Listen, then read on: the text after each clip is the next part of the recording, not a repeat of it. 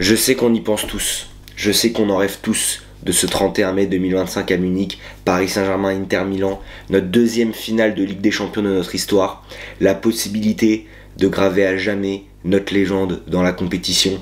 Mais avant, ce samedi 24 mai 2025 au Stade de France, Paris Saint-Germain, Stade de Reims, finale de Coupe de France. La Coupe de France qui est un des trophées, voire le trophée le plus important de notre histoire. On en a remporté 15.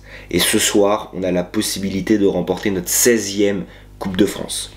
De plus, si on veut rêver encore plus fort de ce triplé historique, Ligue 1, Coupe de France, Ligue des Champions, il est impératif de gagner ce soir pour continuer de rêver. Bonjour à tous mes finalistes de la Ligue des Champions, j'espère que vous allez bien. On se retrouve du coup aujourd'hui pour un nouvel avant-match, l'avant-dernier avant-match de cette saison. Finale de Coupe de France, la finale avant la grande finale, mais pour moi c'est aussi une grande finale parce que personnellement j'adore la Coupe de France et c'est une compétition tellement magique et j'espère vraiment qu'on va la gagner ce soir. Donc comme d'habitude, dans la description de la vidéo, vous avez les chapitres avec le timecode, voilà, si vous voulez regarder quelque chose en particulier. Comme d'habitude, on va commencer par parler de notre adversaire du week-end qui est aujourd'hui le Stade de Reims. Ensuite, on va parler de notre Paris Saint-Germain, on va parler de la compo et on va parler ensuite de mes pronostics. Donc on est directement parti pour parler du Stade de Reims. Alors, le Stade de Reims qui ne pensait pas se retrouver dans ces conditions. Voilà, parce qu'à la dernière journée de Ligue 1, si je dis pas de bêtises, à cause d'un penalty marqué par Le Havre à la dernière minute contre Strasbourg, Reims est passé 16e, ce qui veut donc dire barragiste. Donc il se retrouve avec 2 matchs en plus pour essayer de se maintenir en Ligue 1 de justesse pour la saison prochaine. Donc il y a quelques jours, l'entraîneur de Reims, si je dis pas de bêtises, avait dit s'il faut mettre l'équipe B contre le Paris Saint-Germain en Coupe de France, on le fera. L'important c'est le maintien en Ligue 1. Donc on verra, peut-être que ce soir, à l'heure où je vous parle, j'ai pas vraiment d'informations. Je suis pas d'ailleurs non plus l'actualité de Reims, donc je ne sais pas. Est-ce qu'il va vraiment mettre une équipe B ou il va tenter d'écrire l'histoire et aller chercher une place en Europa League la saison prochaine? En attendant, il y a déjà eu le match aller qui a été joué contre le FC Metz à Saint-Symphorien, qui s'est fini sur un 1 partout. Metz a ouvert le score à la 38e minute et puis Reims a égalisé à la 52e minute. Niveau statistique, je vous en parlais parce que j'ai pas vu le match, donc je peux pas vous en parler, je peux pas vous en dire plus. Niveau possession de balle, Metz a dominé totalement, 60% de possession de balle pour Metz à 40% pour le Stade de Reims.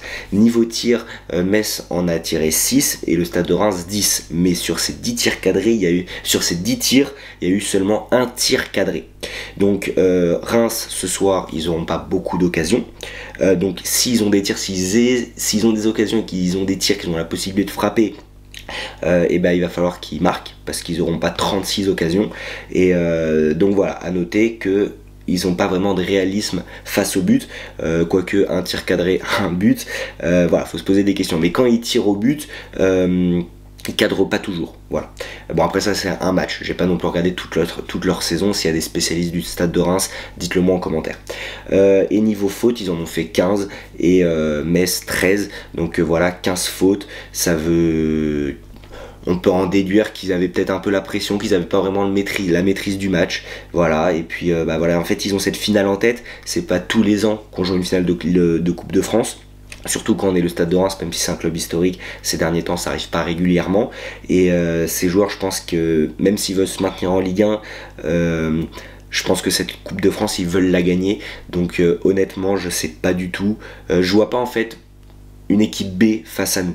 Voilà, après c'est vrai que je suis pas dans la peau des joueurs, je suis pas dans la peau des supporters, dans la peau du coach. Qu'est-ce qui est le plus important entre notre survie en Ligue 1 ou la possibilité de jouer, de gagner ce titre face au Paris Saint-Germain au Stade de France? Ce titre pour moi c'est vraiment le plus beau titre, la plus belle compétition en France en tout cas, et ce qu'ils vont tout faire pour aller gagner cette compétition et jouer l'Europe la saison prochaine, ce serait un truc de fou.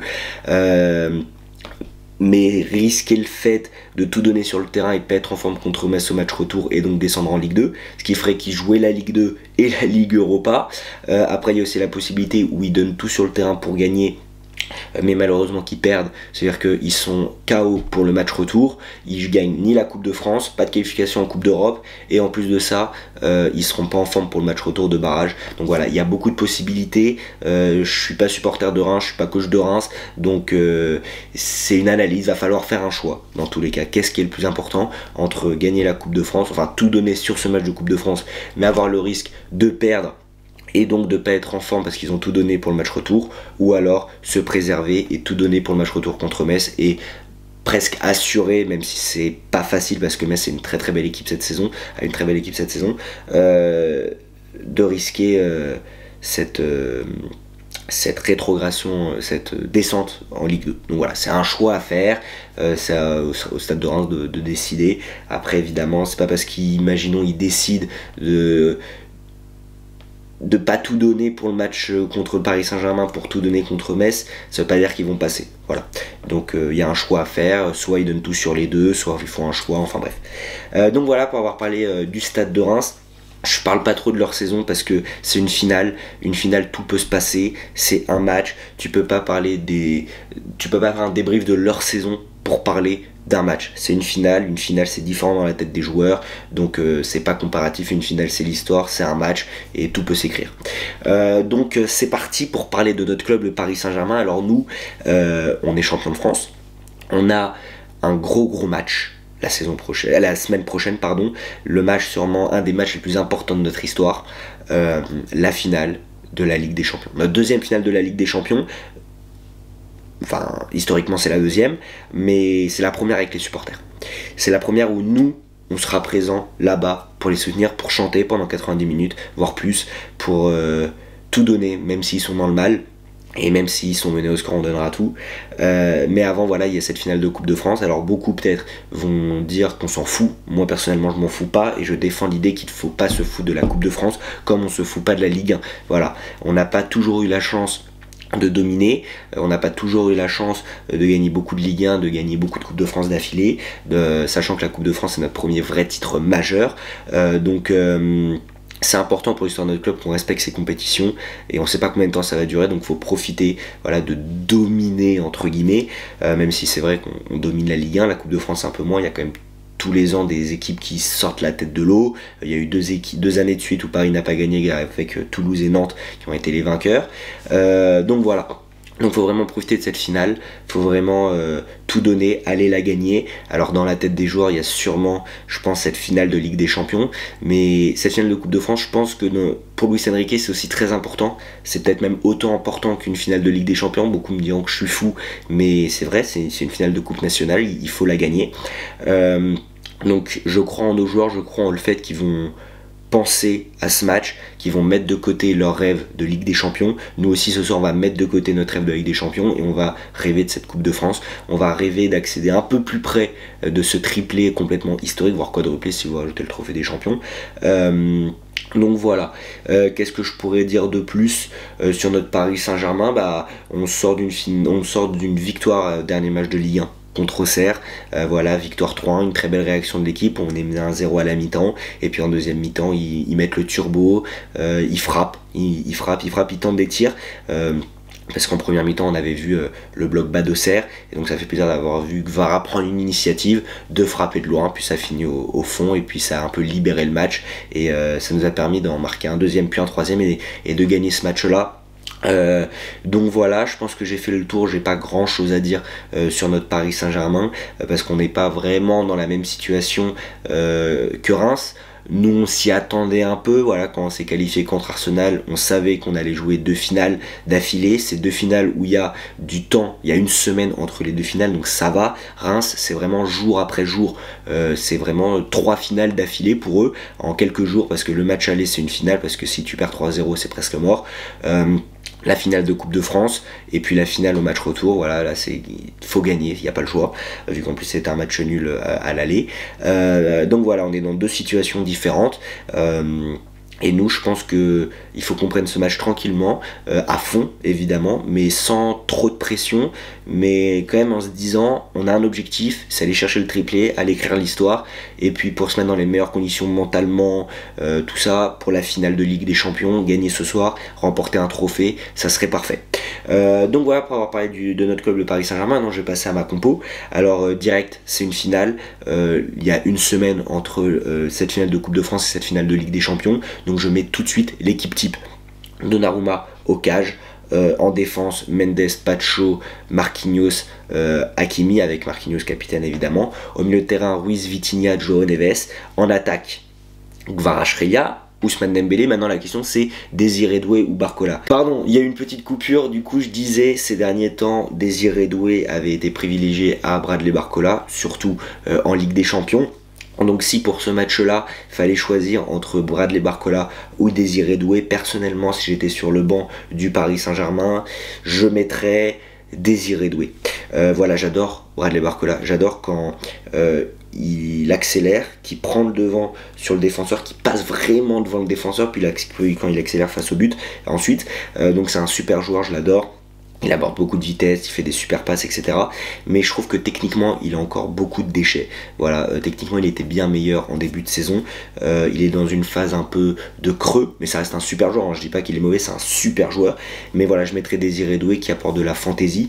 Après, Désiré Doué, attention, parfois, il fait un peu le dribble de trop. Voilà, c'est un super dribbleur, un joueur, il était élu meilleur espoir de Ligue 1. Même si pour moi João Neves le mérite un peu plus, mais bref, Désiré Doué est un joueur exceptionnel, un dribbleur hors pair, il apporte vraiment cette magie sur le terrain avec le ballon. Mais voilà, parfois il fait le dribble de trop, donc je pense que Luis Enrique lui a dit, ou en tout cas j'espère qu'il va lui dire, et j'espère qu'il lui a déjà dit d'ailleurs, mais voilà, parfois qu'il fait le dribble de trop, donc faire attention. Mais voilà, donc je mettrai Désiré Doué en compagnie de Kvaratskhelia et de Ousmane Dembélé. Donc ensuite, pour terminer avec mes pronostics, alors c'est une finale, je vais essayer d'être joueur un petit peu. Donc déjà, je mets Paris marquant dernier. Voilà. Ensuite, je mettrai au moins 3 buts dans le match. Voilà, je sais pas pourquoi je vois des buts. J'espère qu'en tout cas qu'il y aura des buts. J'aimerais bien voir Ousmane Dembélé buteur. Et je verrais bien... Je vais mettre Vitinha buteur. Là, je joue. Une petite frappe de loin, il nous l'a déjà fait. Je joue, je suis joueur. Dembélé buteur, Vitinha buteur. Au moins 3 buts dans le match. Paris marquant dernier. Et pour terminer... je mettrai un Désiré Doué décisif. Donc soit il marque, soit il fait une passe D, on verra. Donc voilà, j'ai fait des petits pronos, voilà. C'est pour le kiff. Voilà, franchement, si vous faites des paris sportifs, ne suivez pas mes pronostics. Hein. C'est vraiment juste pour le kiff, dans l'avant-match, comme ça. On voit un peu ce que... En fait, par exemple, des pronos, c'est un peu ce que j'attends, c'est ce que j'aimerais, c'est un peu mon rêve, voilà, pour ce soir. Et je pense que aussi Paris ne va jamais être mené au score. Voilà, je rajouterai un prono, donc dans l'ensemble ça fait Paris ne va jamais être mené au score, Paris marque en dernier, Dembélé buteur, au moins 3 buts dans le match, Désiré Doué décisif et Vitinha buteur. Ça fait 6 paris quand même. 6 paris. Imaginez, il y a 6 buts. Non, je rigole. Je rigole. Donc voilà, donc si vous faites des paris sportifs, ne suivez pas mes pronostics. Ce sont des pronostics, voilà, entre nous pour parler du match, pour rigoler. Donc voilà les amis, on arrive à la fin de cet avant-match. J'espère que vous a plu. N'hésitez pas à vous abonner, activer la cloche, liker, ça me ferait extrêmement plaisir. Même partager, ça donnerait énormément de force. Voilà, on se retrouve du coup pour le débrief après le match en espérant qu'on célèbre la victoire. Alors je serai au stade, ça veut dire que le temps que je rentre, je pense que le débrief sortira que demain. Voilà, je voulais juste vous prévenir pour ceux qui sont encore présents à la fin de la vidéo. Donc voilà, on se retrouve après le match. Bon match à vous, bon match à toute la famille parisienne. Si vous êtes supporter de Reims, bon match à vous. Voilà, que le meilleur gagne, même si on espère évidemment gagner. Et puis bon courage à vous pour les barrages. On espère que vous allez vous maintenir en Ligue 1. En tout cas, bon courage. Et bon courage au SMS aussi s'il y a des supporters de Metz qui me regardent. Donc voilà, bref. Ici c'est Paris, allez Paris. Et puis bon match à tous.